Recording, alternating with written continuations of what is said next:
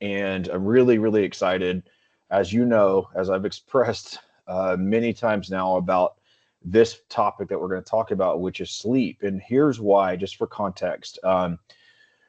You and I know, you especially know quite a bit about sleep, but it's no secret anymore. It's being talked about extensively about sleep quality and how that Absolutely. it's kind of like you can't really improve a whole lot if you don't improve your sleep. And so, as you know, what Dexafit does is, we provide diagnostics to people. We give them objective, real data, and oftentimes, as we've discussed, people then say, okay, this is my data. Now, what do I do with my data? And then we kind of have to go through a checklist, right? You have to eat right. You have to exercise. Everybody gets that. But there's some other things that people maybe aren't as familiar with, and sleep. And I believe, myself included, that most people struggle with sleep. We live very busy lives.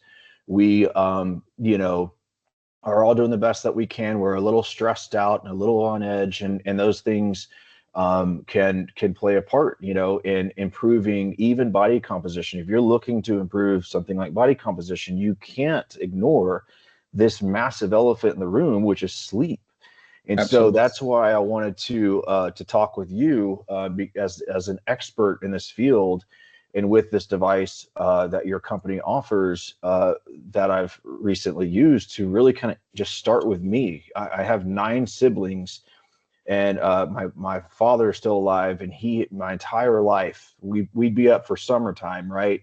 And or be out for summertime, and of course we'd be up just as any kid till 3 o'clock in the morning, and he would be getting up at 3 o'clock in the morning, can't sleep. He sits in the recliner, he's turning the TV on, which is probably terrible, for sleep, but it's just something he struggled with and still does to this day, and something I realized, me too. And so I was really excited, George, to take this sleep study. Essentially, it's a sleep study, and I want you to kind of introduce the product and kind of and all that. So if I listen, if at any point in time, man, I talk over you, or it's just out of pure excitement and pure passion, because I love I don't love the results that I got. I love the level of data that I got that I've never gotten before. In fact, I have done a clinical at home, which this is the same thing basically, but I didn't find it that useful. I actually did a sleep study from UTMB, and they gave me a device to take home, and they said, guess what?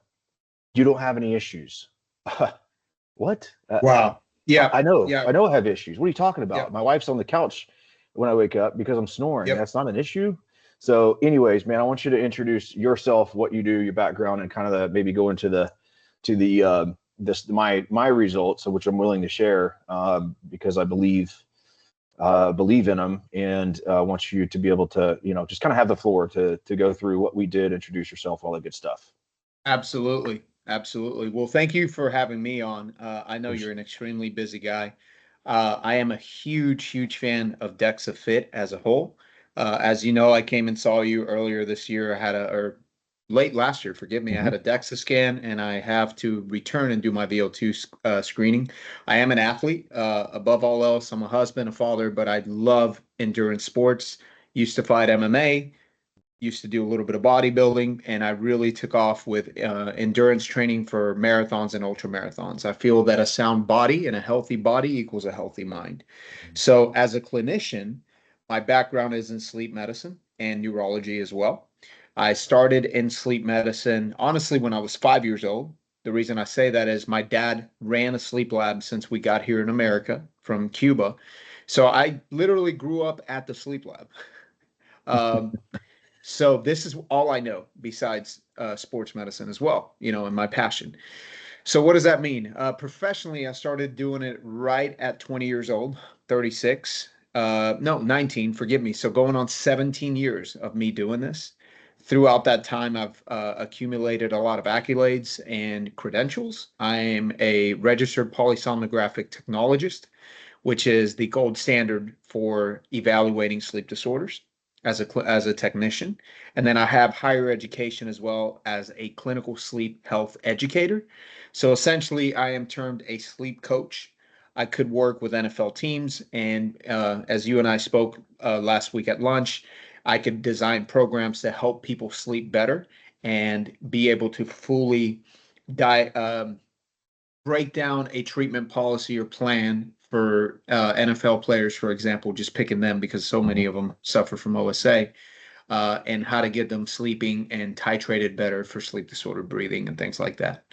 I joined this company, which is CompuMedics, last year. It's actually my 1 year anniversary was 3 days ago.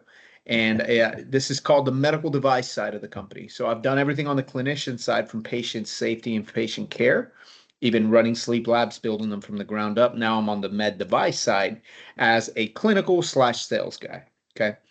So I know that was long-winded. I just want to make sure people understand that I have been doing this for a while. So, Perfect. um, Perfect. before we begin, there's a couple of things I wanted to share with you, gentlemen, or ladies that may Mhm. watch this later on.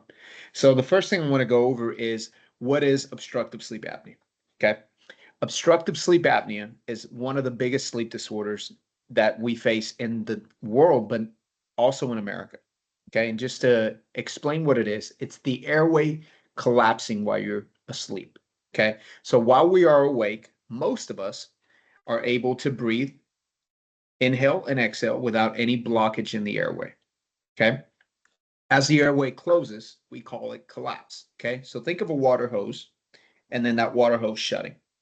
When that happens, the body can't do its functions. The brain cannot go through the different stages of sleep. We'll get into that as we go along. But there's different stages of sleep, and they're very important for multiple different reasons. However, with sleep apnea, the airway closes. Remember, as that collapses, gas exchange cannot happen. So now you have built up a sense of drive in the thoracic, which is your chest, and abdominal cavity, which is your abdomen. Okay. That pressure tends to build up. Okay. And then the brain, again, you're asleep, has to send a signal to the diaphragm for you to go breathe.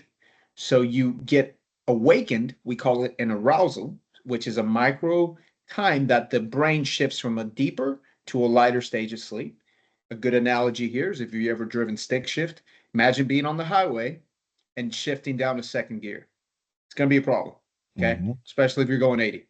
So now the brain has to send that signal to go breathe. So typically the patient does this. They're not breathing and they go,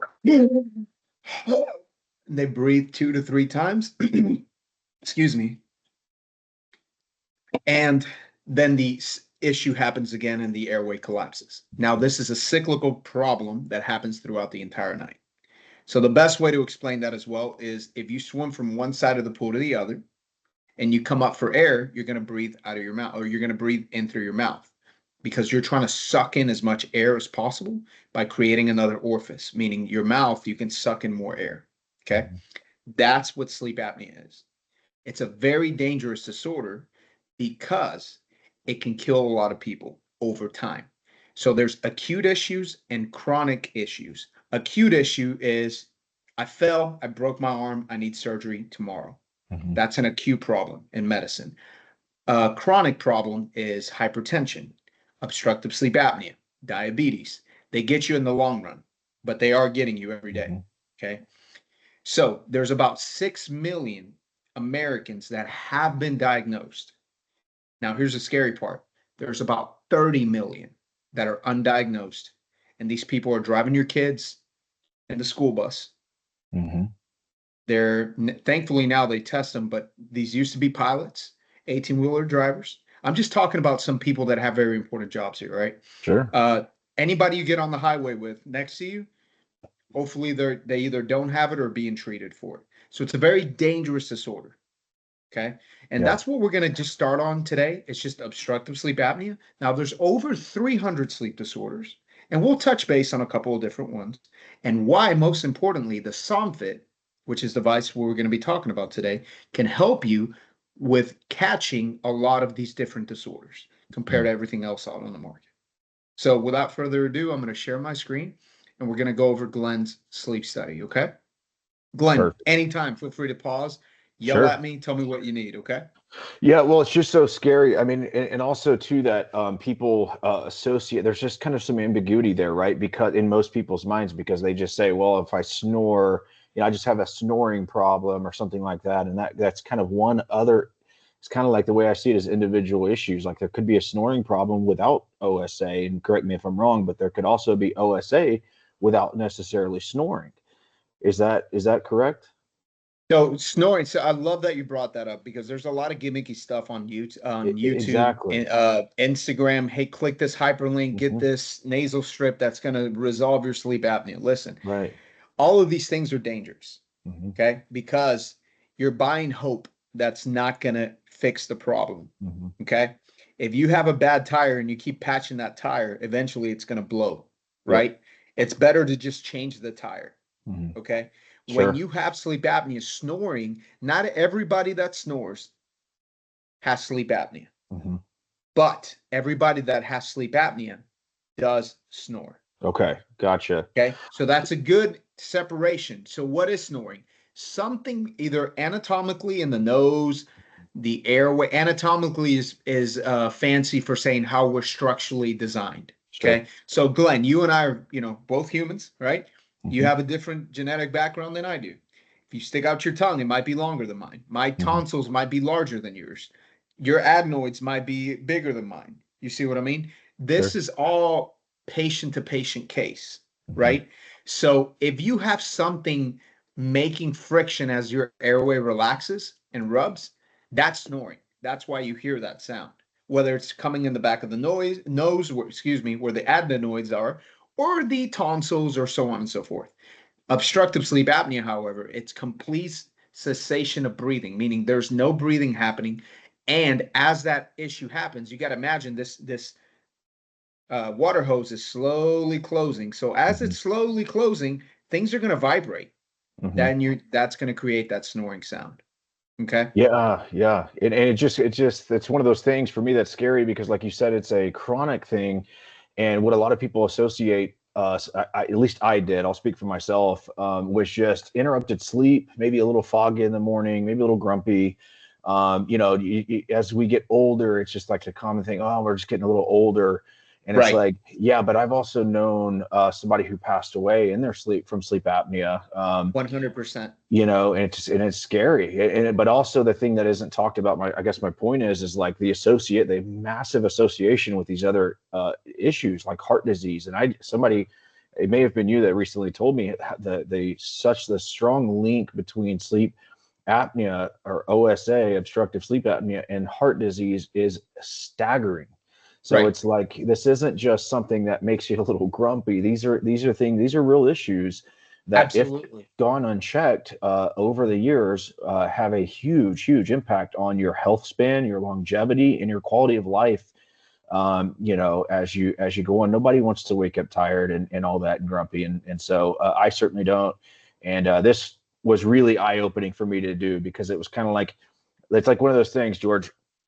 You know that there's an issue, but you don't know what to. I mean, at the end of the day, you're asleep. My wife, I often make the joke, and she hates it, but she asks every morning. She said, because she knows I struggle with sleep. She says, well, "How'd you sleep?" And I say, "Well, I don't know, because I was asleep." So that's some of that's these such a things, good point. yeah, You some of these you things you brought up just don't know. You so know? many good points there, Glenn, and Yeah. I love how hyper aware or hypersensitive you are to not only dealing with this disorder, but and you and I have discussed this before. The average IQ of the American, when it comes to medical knowledge, Mhm. is that of a sixth grader. Yep. And you and I were discussing that it feels more like third grade sometimes as we talk to people, right? And you Yeah. being in this industry, right? Mhm. You've peeked behind the curtain enough to know Mhm. there are biological things that we have to keep in check, right? Absolutely. So as you know, running the type of practice that you do, um, two things we can't go without physically, right? Mhm. To improve our physicality, number one is cardiovascular training of some Mhm. sort and resistance training, Mhm. right? If you want to fight off osteoporosis, osteopenia, as women get older as well, the Mhm. chances of osteopenia, osteoporosis go through the roof. Men need this as well. Those things you cannot go without. The same Mhm. goes for sleeping, right? If we look at a pie, okay, and you look at America and you go, how much of the pie has diabetes? How much of it has hypertension? How much of it has sleep disorder breathing or OSA? How much of it has high cholesterol, Mhm. hyperlipidemia, things like that? The pie will get full. by sections. But then if I ask you the question, how many of us sleep every day? The whole pie gets full. So Right. what are the chances that all of us are dealing with some type of sleep disorder? Doesn't have to sleep apnea. It could be anything else. And then the pie just very quickly gets full. Okay. So we Absolutely. think that it's okay the older we get for our sleep quality to diminish. And that's incorrect. Here's why. The reason we sleep is to recharge the brain and the body for the following day from what happened today. If we do not charge the body correctly, just like a phone or a Tesla, now you're starting to work on a deficit. And in dieting, you want to be in a deficit because that's how the body shrinks. But when you're not sleeping, that will affect everything because the deficit that you're accumulating, you'll never make up. And that's the second myth. I'll sleep really good on Saturday and I'll make up for the week. There is never, ever, ever making up for lost sleep or No, lost time, right? It's that sure, concept. What sure. happened last night affects today, could Mhm. affect the whole week if you now built a pattern. Right. So having good sleep hygiene is extremely important. Okay. Absolutely. So we have your study pulled up here, and the first thing I want to go over is what this says right here. This is called a summary tab. Okay. We're going to have some patient information, which you disclosed that it was fine to share this information with. Absolutely. Okay. Some additional details, but here's where it starts getting fun. We look at an overall sleep efficiency. What does that mean? Well, it means out of 1 to 100, how good did Glenn do on his test? And that's the best way to explain this. Let's say you're taking a midterm and you scored a 74. You might be okay with that. Your mom might hit you outside the head. You see what I mean? A Yep. 74 is not great. It's not optimal. It's okay. Sure. Okay. So I want you to look at this score like if you were testing at school for, the midterm or your Mhm. finals. Would you be happy with the score if it was your final for a college class and you're trying to get into pre-med or law school or XYZ? Right. It's barely Okay. passing, right? It's barely Right. passing. Barely passing. I love that you caught that. So then we start getting into some other stuff here. And you see we have what I call a speedometer reading, just like your car. You start at 0, and as you start to speed up, it starts going to the right. Okay. So we have normal, mild, moderate, and severe. And just like anything else in medicine or in life, there's classifications of a problem. Okay. Mhm. So for example, we'll choose weight. So, Glenn, when you do a DEXA scan on someone, I hate to put you on the spot here, but I'm Mhm. pretty sure you know the answer. What is considered obese versus morbidly obese versus borderline obese? Is there biometrics to measure that? There are, however, we regularly shun BMI as it relates to those categorical definitions so often. I've actually kind of put them out of my brain. So, that yes, that is on a scale. Obviously, over a certain amount of body fat, you are, considered it's adequate or obese, mildly obese, or morbidly obese. Yes, I just don't know the exact numbers. No worries. That was exactly what I was looking for. So Hmm. just with sleep apnea, there's normal, mild, moderate, and severe. So if you look here, it actually does a fantastic job of keeping this time and efficiency and simplicity. Those Hmm. three words. So if you look here, anything under 5 is considered normal, which is that Hmm. good green. Now, 5 to 14.9, you're in the mild stage, which Hmm. is you.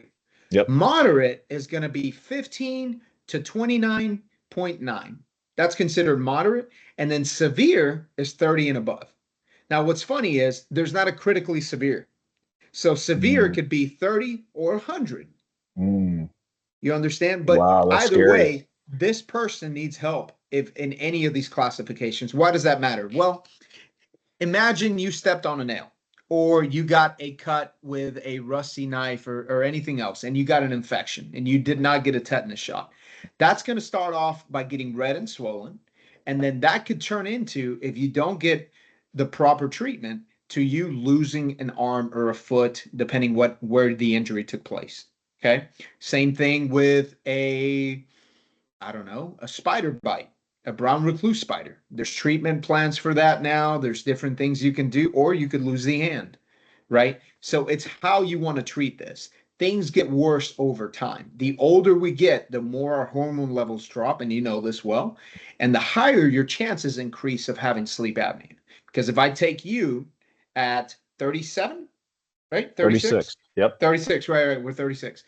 And we speed back to when you were 15, this might not even be an issue. But you being a pretty healthy guy, and actually you and I have almost the identical numbers. We're both very healthy guys. I've done my DEXA scan. I feel like I'm in the healthy category, you Mhm. know, but even that, I still have sleep apnea that I'm dealing with. That's But right. I treat it in a way that it's not going to get worse. Absolutely. Okay. And can you just, this may get a little bit technical, but if you're looking at that's kind of the top left there, it says average PAHI, and I'm sorry if I'm getting ahead here, but this is, so can you explain what PAA, the little p, big AHI actually means? 1000%. Okay. So our device is derived from peripheral arterial tonometry. Okay. And not to lose anybody here, what that means, we already know what obstructive sleep apnea is. We'll go back, we'll just cover again very quickly. The brain sends a signal to the body, you're not breathing, wake up, breathe, or we're going to die, right? If that signal doesn't happen, everybody's seen The Green Mile, one of the best movies ever. You Hmm. remember the big guy that was the Yep. prisoner? He Oh, yeah. died from obstructive sleep apnea. However, here's the thing, when you die from OSA, that's the abbreviation. No coroner's report, which is your death certificate, is going to say died from obstructive sleep apnea. It's going to say died from heart attack or died from stroke, something Hmm. along those lines. Why? Because that can trigger those things. Wow. Yeah. And the Typically, reason, typically it's an electrical issue that it causes, and then the patient will pass away. So, gotcha. because again, this is a chronic issue, not an acute issue, Hmm. right? So, if you're stressing the body, we have two systems. We have sympathetic and parasympathetic. Parasympathetic is when we're lying still, we're resting, we're relaxed in a recliner, we're watching a movie, we're sleeping. We should be in a parasympathetic stage. Sympathetic is working out, walking around, mowing the grass, playing with the kids, working out. There's systems for different things. What happens with sleep apnea is you stay in the sympathetic realm all day and all night, really putting stress on the heart, the lungs, the kidneys, the brain, all these different things. So you're wasting away. The heart never stops, right? It starts at inception when we're conceived, right? One of the first organs made, and it stops when we die. But what should it do while we go to sleep? It should slow down. But if it's having to do this because you're not breathing and it's having to ramp up and then slow down, ramp back up the heart rate, that's really stressful for the heart. So there is no rest happening. So with that said, this P stands for peripheral arterial tonometry, meaning we are measuring every time the brain sends adrenaline, right? So cortisol through the bloodstream to spike the airway to open and to wake you up out of deep sleep. So again, we're measuring the cortisol release in the arteries as they clamp down. Now, AHI, very quickly, apnea means fully stop breathing for 10 seconds. Hypopnea means partially stop breathing for a minimum of 10 seconds. So peripheral arterial tonometry, apnea hypopnea index means how many times this patient either stopped completely breathing per hour or partially breathing per hour of sleep. That's what that means as a whole. Is that Okay. good enough? That's great. Yeah, that's Okay. fantastic. So I guess I was, the effort is really to start to at some point draw a distinction between the disparity of a other device widely known, rings, watches, that type of thing that are kind of measuring sleep using a different technology. And of course, we can touch on that whenever. I just was thinking about that as I have my Apple Watch on, and my wife loves the ring that she wears and things like that. And so, just kind of trying to emphasize the level of data here. And yes, it can be on the back end quite technical data, but it's presented here. This is at the end of the day, it's a clinical grade sleep test. This is not your um, and I love that she loves it, but it's not the aura ring and a sleep readiness score. This is based on actual scientific data that you're pulling from what's actually happening in the brain during sleep, not with an algorithm.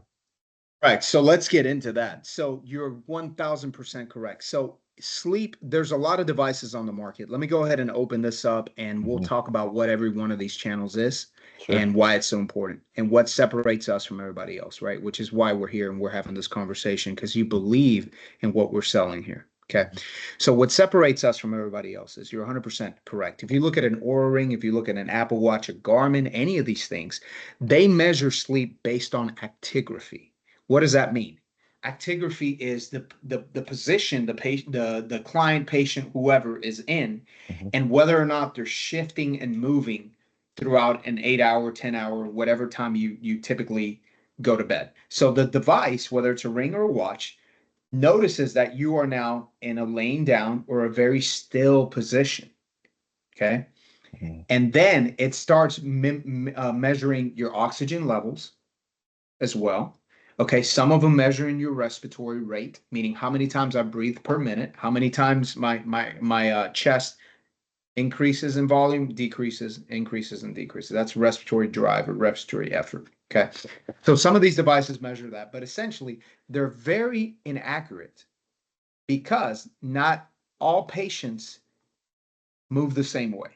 I'll give you an example. I will not say the name, but another home sleep study device on the market. I wore it and it put me in REM sleep while I was awake because I have a low heart rate, being an ultra runner, and also sitting very still and being really into a movie. And it put me at that time when I reviewed it the next day in REM sleep. So before we begin, let's talk about the 4 stages of sleep. Mhm. We have stage one, which is about 5% of the night. And that's typically what you'll hear truck drivers or anybody that's ever gotten in an accident while they were very tired say, I was only asleep for a fraction. And then boom, I hit the rail or whatever, flip the car, right? That's a very light transient sleep. You go from stage one immediately to stage two, which stage one in this diagram, the black is going to be awake. Stage one, as you can see here, it's this mustard yellow. Mhm. Okay. So again, very, very little amount of time. Stage two is going to be this teal. Okay. You spend about 50% of the night in stage two sleep. Not much is going on there. We're just hanging out. Stage three, very important. Now, this is also known as slow wave sleep, delta sleep. Those are some common names for it. Mhm. Okay. Depending on the doctor you talk to. Why is this so important, Glenn? Well, the older we get, here's what gets pretty cool. The older we get, the less of this we have. So our quality of sleep does get disrupted the older we get. However, there are things we can do, and not to go on a tangent, that can improve these things. Good supplements, good sleep hygienes, Mhm. having a very craniological order of our day, and Mhm. minimizing stress. Okay. Sure. Habits. Yeah. So Good habits. Yep. when we sleep, this is where human growth hormone and a bunch of other hormones are released during the night. Okay. Um, you get in such a deep stage of sleep. There's been accidents that have happened in homes and people have not woken up.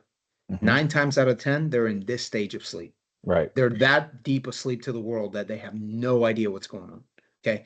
This is where muscle tissue is being restored. This is where ligaments, this is where connective tissue, all these things are being restored here.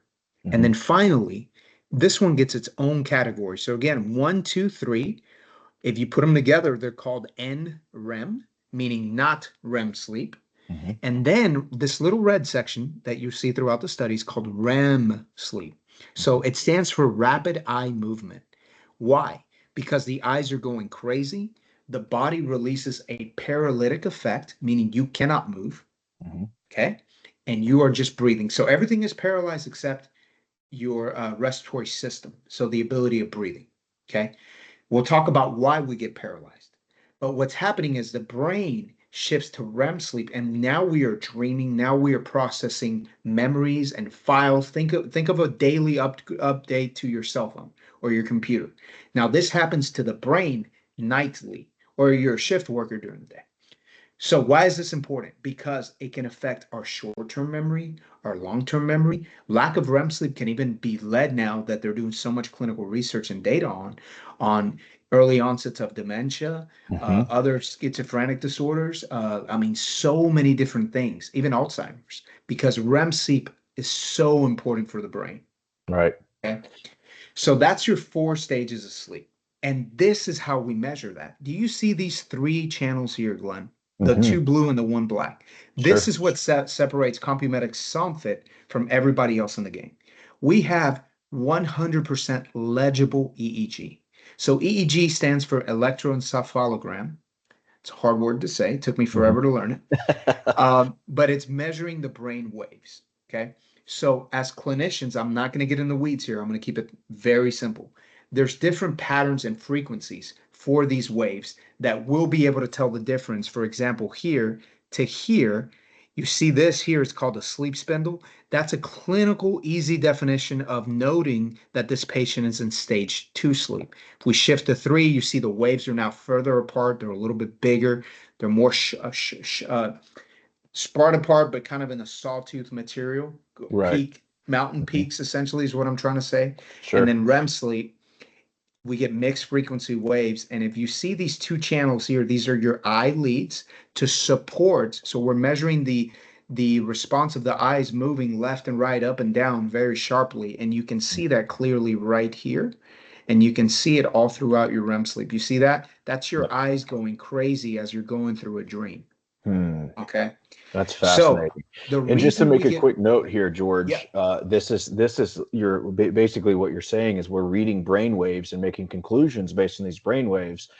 However, I want to emphasize, and I'm sure you've already planned to get to this point. This is a device where I'm not connected to anything. It is it's a stick-on electrode that went onto my forehead. It had absolutely zero impact because it's very ergonomic, zero impact, and didn't cause me to toss or turn or anything like that. Okay, and it was comfortable. I didn't know it was there. In fact, when I got up the next morning, it's not like I got out of bed and was still connected to a machine or something. I actually forgot it was on my head until I looked in the mirror. And so I just wanted to kind of make that point because um, I have done something a study before. As I said, it was from a well-known hospital, and I was had all these different things, the things going in my nose, and guess what? There was not some data captured because I had, I guess, knocked the things. It was a, pardon the pun, a nightmare. And so this was, absolutely. as you can see here, is just so simple and easy. Absolutely. So that's what the Somfit was designed for: time and efficiency, okay, Hmm. and simplicity. Okay. So that's it. With that little device, you're going to get all those channels. And we're going to get into that. And I apologize for being long-winded. I just want to make sure everybody Well, that's understands. okay. The Yeah, yeah. patient, this was set and only made to make the patient comfortable Hmm. and still get gold standard readings. Hmm. Okay. That's all it takes. And we'll go over this very quickly here. The way this works, forgive me a second, guys. Hmm. Let's get into this one. This is a Somfit. It's a 4-part system. This little electrode, this band-aid, will be replaced every single night. That's going to record the EEG, the electroencephalogram, meaning the brain waves. It's also going to record EOG, which is electrooculogram, meaning the eyelids. So the movement of the eyes, very important for REM sleep classification. And lastly, EMG, which is electric myogram, meaning muscle activity. So as we shift from light to REM, 1, 2, 3 to REM, the muscle activity in our face fully relaxes, and we see the shift in the downgrade in the EMG. That helps us classify the right stages of sleep. So you're getting 100% surgically accurate data with this device. The circle piece is the actual Somfit, and we'll get into what that records, but it all bleeds over into this app on the phone. Very simple to use. Glenn, I bet you know. Hmm. Yeah. It's got 5 30-second videos. This can be used on any age group that understands technology. FDA says 21 and up, but I have tested it on my children. They were able to work through it like a breeze. Even my wife's grandmother that has dementia, she did Mhm. well on this as well. Okay. She did forget to turn it off, but I digress. And Sure. then it bleeds over into the Nexus 360 platform, which houses all your studies. And that's what we were on. Okay. Gotcha. Comes very neatly packed. Does have a charger for the patient to charge. Again, it does have also paper instructions. They're hidden back here, but they're back here as well for the old school patients. Very easy. clean your face, wash it, soap and water. There's a little alcohol wipe on the back of this. You're going to wipe your forehead back and forth for 30 minutes. Then you're going to just clip the Somfit. So clip this piece onto here. There's 3 clips. No way to do this the wrong way. There is no wrong way. And then you're gently going to press it onto the forehead. You'll hit start on the app, plug your phone in next to your nightstand, and try to fall asleep. In the morning, you're going to hit end study, and then the study will go up to the server. Okay. Within 5 to 10 minutes. Now, the best part is it is AI scored. Our AI has been checked out by the American Academy of Sleep Medicine. And I use this reference. It's like the Bible for sleep, meaning every sleep center has to follow these rules to the letter. So our device has been vetted with the AASM, the American Academy of Sleep Medicine, and it's 90% accurate to score all the different things that you're seeing here. So the So efficacy remember, of the data is there, is what you're saying. This is highly, 100%. as you said, surgical level of data. And so one of the things, and I appreciate you showing that. My intention isn't to drive us off course or anything like that. These are just the observations from me using this thing for the first time that I made that I think are important, because anybody. It's such a catch-22 with sleep studies, especially ones that are in a lab, right? It's like, okay, go to a place you're not familiar, put on all this stuff, and then we're going to analyze how, and I'm sure they have a buffer or something for that, but still, it's like, if I can't sleep well in my own bed, what am I going to do with all this stuff attached to me and all that kind of Bingo. stuff? So it's really cool to see the way the development that the technology has had, and it's just so ergonomic and comfortable. It had zero effect on my ability to sleep, because that's one thing I'm already anxious about going to sleep. I'm already anxious about the process. I don't know if I'm going to sleep well tonight. Right. The last thing I need is something else to derail that, right? And so that kind of leads me into this. So if you're looking at, and I know we're going to break this down in a more of a chart form here in a second, but it is really nice to see. It's really cool for me to see the kind of the back end, what's actually going on here to be able to deliver these results. And it's clear right here. It's looking at brainwave activity. Now, one of the things that I've done before, out of pure ego and bravado, was go do a heavy leg day. And I know you've got what you do in your sport is incredible, first of all, but also probably massively detrimental to inflammation and all these types of things. So we've all kind of gone to those depths, right, if you will, to like thinking that we're, again, out of bravado, thinking we're really enhancing our workout and we're really gonna push it to the limit this time and stuff like that. And then that night, sleep terrible. I wake up super early in the morning going, why am I awake? I'm exhausted, but I can't sleep. And it's like a workout hangover almost, right? And so that, I didn't realize it in the past. I thought harder is better sleep, right? Like that's it. Like it must be one-to-one congruent. And actually what I immediately realized was like, oh gosh, that's not the case. I was overtraining, no doubt. Absolutely. But because, I do believe, especially lifting and just physical activity in general, is one of the best prescriptions for better sleep. But I, in 100%. so many cases, was overdoing it and probably not even spending much time at all in that third stage of sleep, which was what I should have been in to repair, regrow, and all that, and then to wake up feeling rested. So one of the experiments that I haven't quite done yet, but I'm going to, and I would like to, is to do that and purposely become overinflamed and all that, and then wear this device and kind of see where that leads me. And I could just about promise you it probably wouldn't be very good. And so, yeah, it was just fascinating to see. It's not just, did you sleep? It's not a 1 or 0. It's like, well, we can kind of break it down and see the different stages and what they mean and everything like that. So I think you've done an awesome job at breaking that down. It's very eye-opening. Again, I'm saying all these puns totally unintentionally, but very eye-opening to see the data. but not only that, like what can we do about it? And obviously, unlike many of our clients, I'm looking at them going, hey, this is a pretty healthy person, right? And you're a super healthy guy, you're an ultra athlete. But you're still going to look at data, right? And you're still going to go, well, gosh, I want to Numbers never improve lie, that my data. friend. Yeah, Numbers will and never lie. nobody loves their they love the idea of the data, but I don't love the actual results that I got. It's like, well, gosh, how can I improve that and all that? So anyway, I don't want to steal a show here.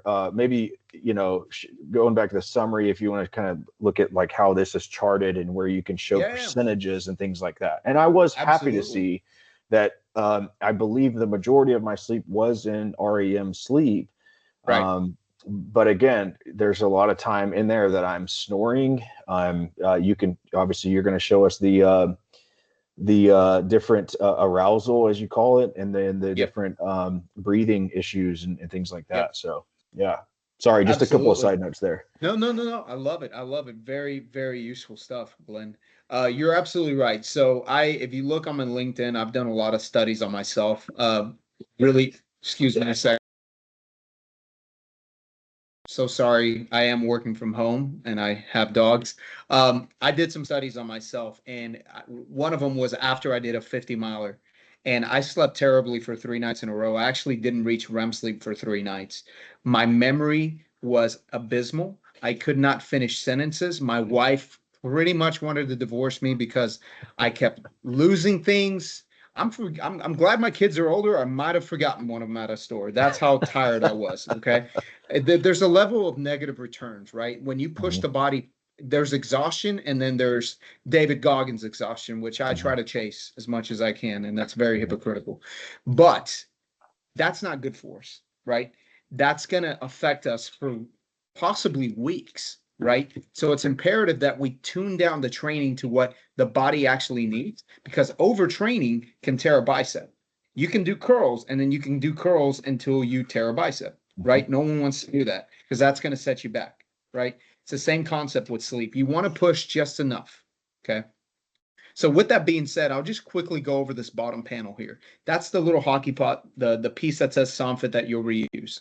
You have your blood oxygen level. Why is that important? Because that's how we measure. You see this drop here, that Glenn's oxygen dropped from 94 to 87. That's dangerous. Mm, And then here we have his heart rate. You see the spike? This is what I'm talking about. The heart should be resting. Okay. And in ultra runners, cyclists, stuff like that, I usually hang out in the 40s. Okay. So here we see a spike. Why is that important? Because Glenn's heart rate should stay about the same the whole night. And that's dangerous for the heart if it's having to speed up for no reason. Well, there is a reason. He's not breathing here. mhm, And that's that sympathetic response. That's what we're measuring. This is his artery on the forehead saying, not right now. Glenn's not breathing. Let's send some adrenaline. Boom. Or forgive me, cortisol. Boom. Oxygen drops, heart rate spikes up. And it's a cyclical pattern all night long. Okay. Good thing is you're still mild. So we do have positioning of his head. We have motion. So as he's moving, as you can see, he stopped breathing enough to where it shifted his movement. Why? Because if I choke you right now, Glenn, you're not going to sit still. You're going to go, same concept. yeah. Then we have light detection. So we can actually tell if the patient is texting, watching TV, or playing video games. And lastly, snoring. Okay. But I don't want to get too deep in the weeds here. I just want to show you that Sure. we do have a surgically accurate device. Okay. This is no gimmicks. This is 100% clinical neurological medicine with the ability to pick up sleep disordered breathing and other sleep disorders. And So just now, just to emphasize that just a bit, George, that's this is a medical. We're talking about a medical device. This is not something you're going to jump on XYZ website to jump on yes, Amazon and buy.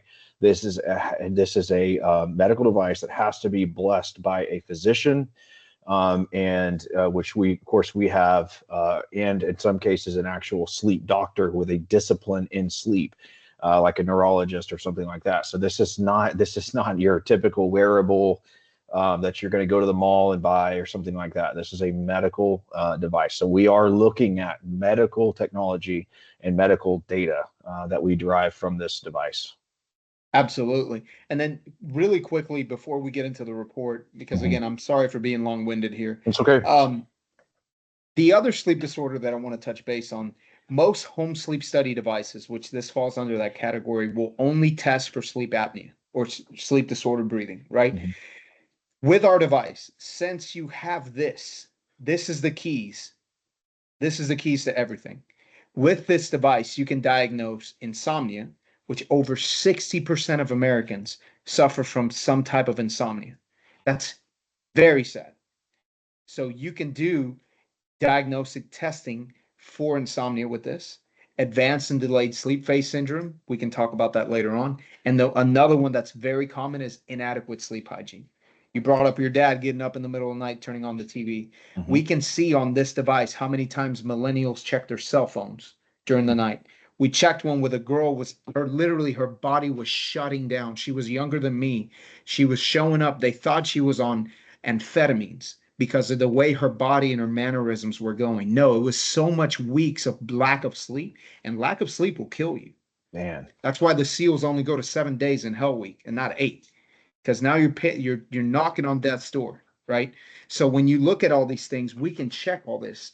And if you have what's called inadequate sleep hygiene, that is also a sleep disorder. And with cognitive behavioral therapy, you can get those things fixed. So this is not your typical OSA device. This opens all the different doors for diagnosing sleep disorders. Okay. So I know that Fascinating. was a little bit long-winded. Let's talk about your numbers though, because we know that numbers don't lie. Hmm. So we do have a very in-depth report here. I'm going to go ahead and just create one new so you see how simple it is. Again, but before the patient even returns this device, the AI scores everything and it has it ready to go for you guys to review instantly. So the first page, all of these things can be customized, okay? But this is usually from the medical side. It's more like your diagnosis and recommendations. We can alter this however you want. Your second page is what is called a graphic summary. And it's kind of like flipping a book at the airport. Do you want it? Read that little section at the back. This is what physicians typically look at. Again, we can customize this more for what you need. But here's where we start getting fun. If you see here, again, this is what's going to set us aside from everybody else in the field. We talk about how much time we spend in every stage of sleep and the percentage of time that we spend in every stage of sleep. Glenn, the reason this is important is most devices, they go off of this number here, Hmm. total recording time. I'll give you an example. The young lady that looks at her phone all night long. If we were to go by this time, her index, remember that PAHI, how many Hmm. times the airway either fully or partially collapsed, could be a lot lower because we're going off of this number. But we go off of this number, how Hmm. long you actually slept. So again, surgically accurate. Hmm. Okay. Surgically accurate. Let's say you have cancer. Let's say you have breast cancer. Okay. And we only need to take out a section. Do you want me to take out the entire peck or just a little section? Right. That's why it's important to be surgically accurate. With our device, you'll be able to fine tune and get the exact number of how many times the airway closed. We're not guessing if that patient was awake or asleep. And then the last page, I call it the meat and potatoes. We talk about how many times the airway actually closed while Hmm. you were asleep. And Scary. that's what sets you, yeah, that's what sets you aside. And then we can also break down your oxygen, your average oxygen, your minimum, your lowest. We can talk about how long you spent under every stage of sleep. Again, you're very mild, so this is not that scary. And thankfully, we caught it early. Okay. And then also your average, highest, and lowest heart rate as well. Hmm. Okay. And these are some of the numbers, again, fully customizable. And I know you're working on the back end on some things as well. Hmm. But this is essentially what the Somfit can do for your population in your testing groups. Hmm. Yeah, and it's interesting. One of the points that you made before was, there's a lot of things that we can do. I call them. There's kind of a term I've come up with. It's basically saying things within our control, competency, capability, or manipulation. Okay, so the things we can control, right? So we can't control some things in life, but sleep is actually one of those things you can manipulate to some degree. Like you had mentioned, there's supplements. There's a lot of different things. And I'm not speaking to the efficacy of those things. What I'm saying is there's a lot of things that we could potentially do to experiment to get better sleep, right? You and I had even talked about we have a very large TV that we actually never use in the master bedroom. It's like a 65-inch TV or something like that. On that TV, even though the TV's not on, there's a light. on the TV, it's off, right? And so it's like things like that. And of course, I wear a sleep mask because of that. But the solution really should just be to put some tape on the stupid light. But anyway, there's things that we can control, right? And so exercise is one of those things. I've noticed I sleep better the more miles I just walk. Like it's just a one to one. It seems to enhance my ability to fall asleep and stay asleep. Working out, lifting weights, things like that, right? And so if somebody brings me a supplement, or I have some ideas on how to enhance my own sleep, because looking at this, I certainly want to. I mean, I don't like seeing that I stopped breathing during the night. My oxygen saturation fell down. So now I'm looking at different things that I can do, maybe holistically, right, to improve my sleep. Maybe some more magnesium or some things like that may help. But I would like to use that device so that I can know what I'm doing is actually working. That's what we're all about, right? We look at hard, like you said, numbers don't lie. And I'm really agnostic to so many different modalities. What I am very big on is getting the data to see if what that person is doing or what I'm doing is actually working and improving.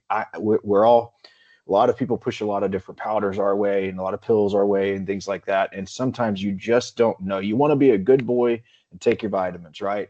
But at the end of the day, you're going like, what did this do? Is this efficacious? Did this have any positive impact? And so you get what I'm saying. I think it's important Absolutely. to be able to have that level of to be able to kind of track and see if things are working. So obviously I have a ton of ideas that I want to try using that device, but we've covered the base we needed to cover, right? Which is, look, you're not terrible, but there's definitely room for improvement here.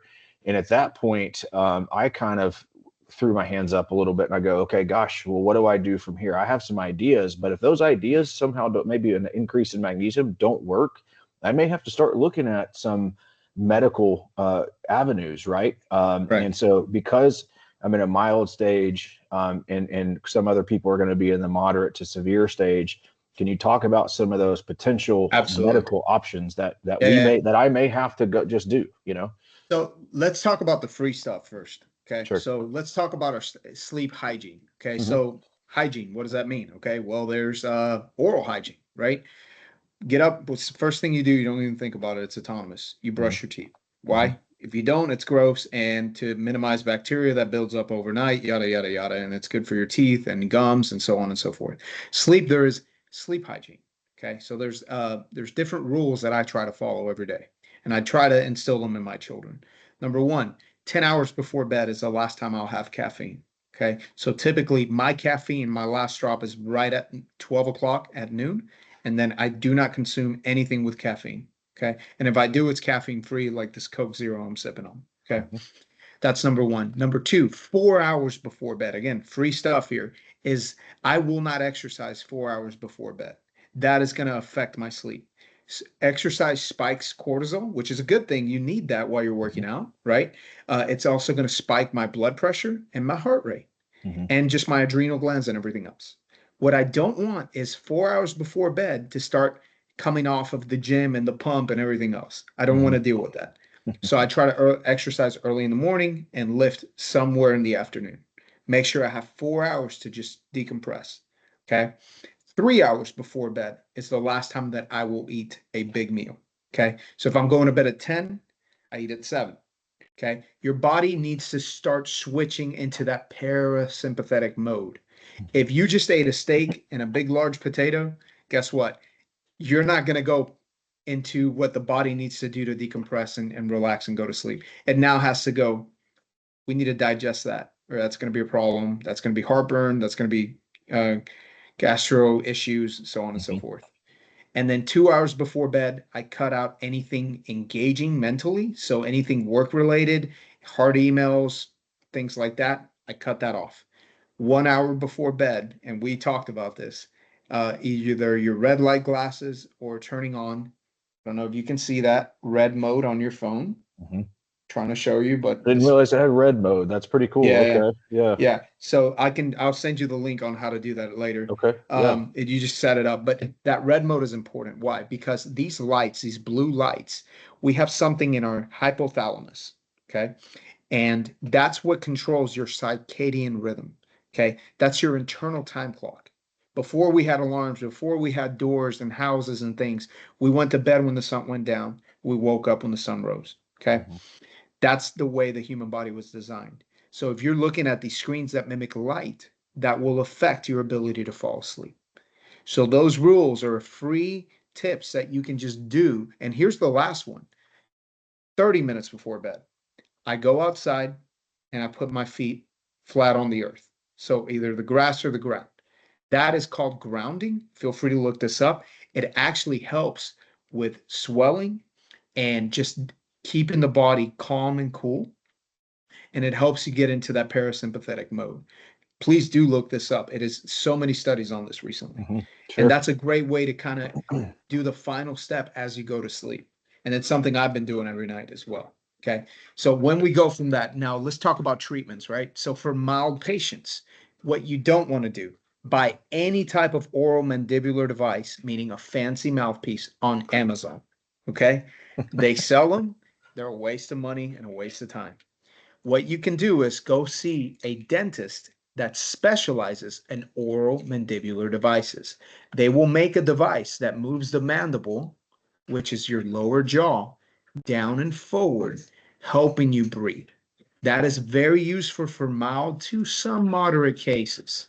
Now, for moderate patients and severe, you're going to have um, you're going to have what's called CPAP, which stands for continued positive airway pressure.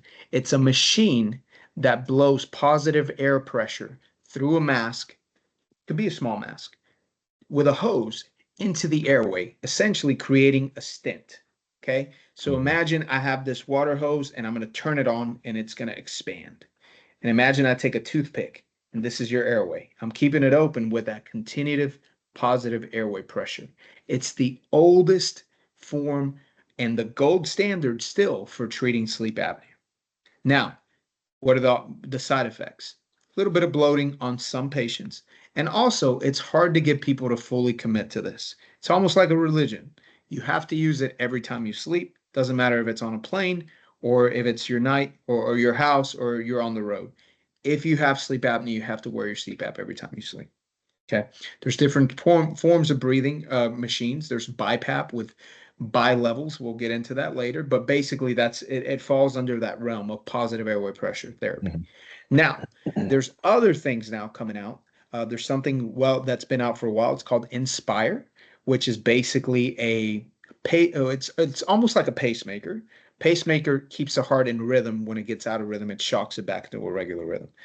Inspire essentially, and we'll keep it third grade, delivers mild stimulation when you're asleep to the hypoglossal nerve, which controls your tongue, and it presses your tongue to the tip of your teeth to create patency in the airway. So it's delivering a very mild stimulation to move the tongue forward and allowing you to keep your airway open. And now there's a new one that's just got FDA. That's actually the surgery, but you never have to replace the battery, which you do on Inspire, which you do on a pacemaker and things like Hmm. that. Okay. And then they put a sticker here and it does very similar to it. I'm still learning on that one, so I'm not too comfortable talking about it yet. I'm Sure. still doing my research on that. But the good thing is in 2025, there's so many different treatment modalities that we didn't have in the 90s, that we didn't have in the 2000s. Mhm. Now I feel, and God forbid, I'm actually okay having sleep apnea because I know I have so many different windows and avenues to go through versus back in the 90s when you got this black box that looked this big. They're much smaller now. That some of them fit in the palm of your hand, but these CPAP machines that, let's be honest, not everybody wants to be on that stuff. Of So course. Yeah, yeah. No, that's fantastic. I mean, I'm always the type of guy that to control what you can control, manipulate what you can, right? And then kind of see, but this is why this device is so powerful because we can just see. And if it's magnesium, that's $20 a tub. That maybe helps a little bit. Okay, that's worth the 20 absolutely, bucks, right? That's great. However, absolutely. I also believe in mechanics and some things you just can't like heartburn is not really what they say it is. It's usually the esophagus actually pulling itself up. It's a mechanical issue and not a whole lot is going to fix it other than just having the surgery anyway. So you get what I You're mean, right. right? It's You're right. there are those things that you have to be mindful of. And like you said, it's hopeful because there is, it's not all just, drab, if you will, that we're just doomed to have this issue. It's like there's a lot of options. So, so that said, I mean, and of course, one of the things you and I talked about building out was kind of like the answers to those questions. This is something we happen that happens at Dexafit a lot, is like everybody looks at their data and they say, well, gosh, this is not what I wanted to see. Where do I go from here? And of course, I'm actually still in the process of publishing this live, but we've created this partner network, this local partner network. So these are trusted and vetted partners of ours that we know have caused our clients to be successful. And so that way they can have an answer to those questions and know, and themselves have some hope that, hey, I know this is where I am, but how do I improve? And we have the people in place to be able to set them up to be able to do that. So just to be one point of clarification is that this device is not a device that you purchase and that you use every night. This is a medical device. This is an item that a product that you would take home and use and bring back, whether that's 1, 2, 3 nights, however extensive we want to be. This is a take-home device that is actually returned. These sticky things, you may have mentioned this, the sticky, like you call it, Band-Aid, those are replaced every night because you have to have that adhesion to be able to maintain that connection. And so those are replaced every night. Sure, go ahead. One thing, and I have some things I do want to say before we get off, Mm-hmm. just to clear some confusion that might come up. But the first thing I want to say is that Band-Aid, if you look on my LinkedIn, one thing I like to do is if I'm going to put my name and my father's name, big on legacy, it's a Cuban thing. Sure. You know that well too. Yeah. Is I want to make sure that I vet this device myself. So for me, I wanted to see how far I could push it. I wore it in a 50 miler, Brazos Bend 50 mile race here in, I think it was April, it might have been May, this year. And the electrode lasted 25.8 miles before it fell off. And that's in Texas heat, y'all, with Yep. humidity, and the heat was at 90. It lasted 25.8 miles out of a 50-mile race. It's also extremely durable, the circular piece. Wore it in a boxing fight and it lasted 18 minutes before the guy punched it off my head. No headgear on, just full contact. So it is a very durable device. Obviously not designed for that, but it's good to know that we don't have this, because a lot of things in medicine, they're very fragile, right? Mm-hmm. This is not the case with this device. You can, not that I recommend it, you could drop it, it'll be fine. You can still Yeah. use it. The one you used, Glenn, you saw me drop it that day in your office Yeah. and it just recorded fine. And I So just can't say enough how small it is. Even in the pictures that you showed, it seems bigger in the picture. And when I got it in my hand, I was like, "Oh my gosh, this thing is." Now tiny. I've got a lot of real estate up here, but it was You very and me very both, small. brother. Yeah. Welcome to So 35, yeah, 36, right? exactly. So yeah, no, it was very very impressive, and I was able to get my results by the time I made my coffee. Yes, I sir. mean, it was like that instant. And so that was really cool. It was like an immediate, because I was feverishly trying to get to my computer to see what it said. And I was a little pleasantly surprised. It was a little bit better than what I thought. But nonetheless, I'm a type of guy, if there's room, I'm always trying to make things better. And that's one of the areas that if I don't make that better, it's going to get worse, in my opinion. Yeah, and so that was eye opening for me to be able to see that, not just have a 1 or 0. Yes, you're this, or no, you're that, and it's like that, because that's what happened in my experience. It was just like, well, that was kind of a waste of time. They said nothing to see here. It's like, oh, Yep. okay. Anyway. If you don't have the neurological side, meaning those brain waves, you're guessing, man. You're just guessing, Yeah, man. So when you yeah. do an in-lab sleep study, which is still the gold standard, Hmm. right? You're putting easily 30 plus electrodes on a patient. The head, the nose, here to check for snoring. There's belts, there's EKG or Hmm. ECG pads, there's leg leads, finger probe. It's very uncomfortable because none of this is wireless. It's all wired to a very nice head box. And while it's still a gold standard, it's highly uncomfortable. So then you got to think, what's my sweet sleep quality while I'm at the sleep lab? Because I'm not home, I'm not next to my bed partner, I'm in an Hmm. unfamiliar environment. base compared to when I sleep in my own bed and I'm Mhm. using a Somfit that gives me almost everything that the NLAP study gives. So it's It an easy gave win on why you would go with this device. It's one it, point of contact, for sure. literally about that big. Uh-huh. Yeah. It's seamless. It gave me all the information I needed and more. If the sleep efficiency, so here's the reality of the sleep efficiency. When my wife asked me in the morning, how'd you sleep? Then I tell her 74%. That's my new answer. I can't, you know what I mean? Instead Yep. of giving her a smart answer like, haha, well, how should I know I was asleep? I can tell her hey baby, it was, 74% is how well I slept. So So really quickly here, another yeah. thing I just want to point on is nothing is actually kept on the Somfit. It's all going to be housed in the app. From the app, it goes into the server. So if you wanted to run 13 nights, run 13 nights. Just give the Hmm. client 13 electrodes. Here's Hmm. the thing. We can also break this data down. Watch what happens. I unclick the 11th. If I click the 11th back, it averages the numbers out. Hmm. So if I want to see what is your sleep efficiency, Glenn, for the 12th of August, we're at 76%. And you stop breathing 6.4 times an hour.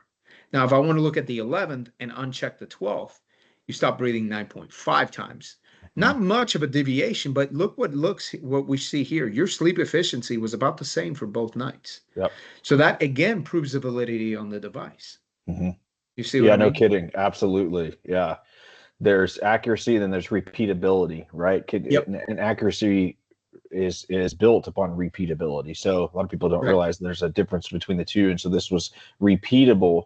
The efficacy of the data was repeatable. So that's Yep. pretty exciting to see. But man, that's great. I really appreciate that, and I appreciate you allowing me to borrow that device. It was really cool. That's one of the more attention getting things, as I've told you, that I've seen in a long time, just because that is a monumental thing to in know your sleep and be able to have ways to improve it, because there's a lot of things, fads and supplements that we can do and all, but man, none of that really matters unless you're covering these very fundamental basics, which is, how well do you sleep and how can you improve it. So we can take TRT and HRT and all these different things, but again, going back to the most fundamental things that God made us to do, which is to plug in, recharge, Amen. and be 100% for the next day.